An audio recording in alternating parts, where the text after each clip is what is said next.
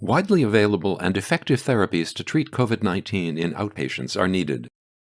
Exogenous interferons, such as Pegylated Interferon Lambda, could stimulate antiviral immunity and treat early SARS-CoV-2 infection.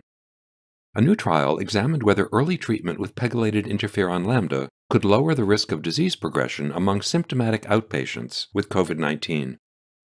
In this Phase 3 randomized control trial, 1,949 adults in Brazil and Canada who presented within 7 days after symptom onset had a positive rapid antigen test for SARS-CoV-2 and had at least one high-risk criterion for COVID-19 progression, were assigned to receive a single subcutaneous injection of Pegylated Interferon Lambda or placebo.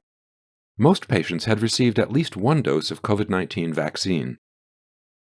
The primary outcome was a composite of hospitalization or transfer to a tertiary hospital owing to COVID-19 progression, or an emergency department visit due to COVID-19, defined as observation for more than 6 hours, within 28 days after randomization.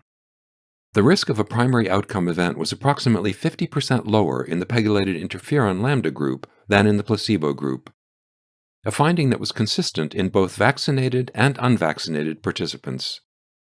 Secondary outcomes also favored Pegylated Interferon Lambda, including the composite of COVID-19-related hospitalization or death.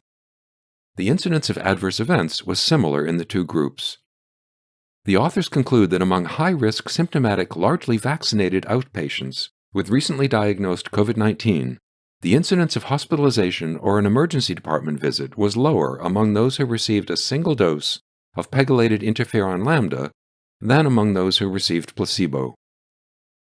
Full trial results are available at NEJM.org.